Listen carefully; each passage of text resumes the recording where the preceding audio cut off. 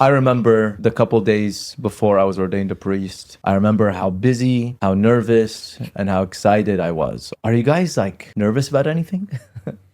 It's always a bit difficult to know that you're going to be the focal point of the stage, so to speak, the center of attention on the altar in the sanctuary. Definitely there was an adjustment for me once I had become a deacon, and to be right there beside the priest or beside the bishop at Mass was really huge. Yeah, I remember when I first was ordained, like practicing Mass beforehand, getting all the gestures right, getting all the words, and a couple silent prayers here and there. And I remember for a while, it was very hard. It was a challenge to actually try to focus on the Mass and on the sacrifice of Jesus that you're offering because of trying to get it all correct. Now, obviously, I've been a priest for 10 years, and so the Mass is much more easy for me to celebrate. And so I can think about the prayerful and the spiritual aspect for myself more. And I think it's very important too, that the priest himself is fully into the liturgy. Even the people can sense it too. You can just tell when the priest is very prayerful and when he's a very holy man. Shamash, remember when we were in formation with Father Andy and you said something very beautiful. You were reflecting in the retreat about the mystery of the Mass. I was thinking, how as a human being, and how can we say,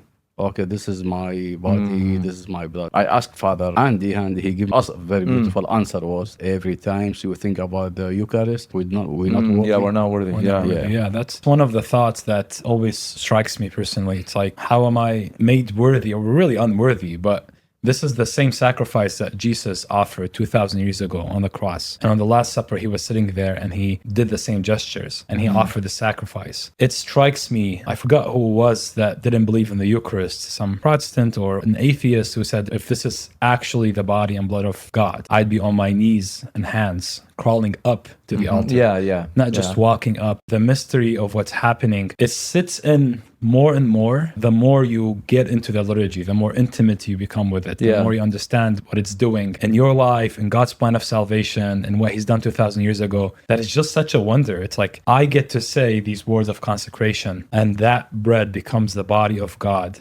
in my hands. Yeah. And to be able to be given that power is just, it's so remarkable to think that this is what the Eucharist actually is. And we have to constantly be elevating our minds to these great mysteries.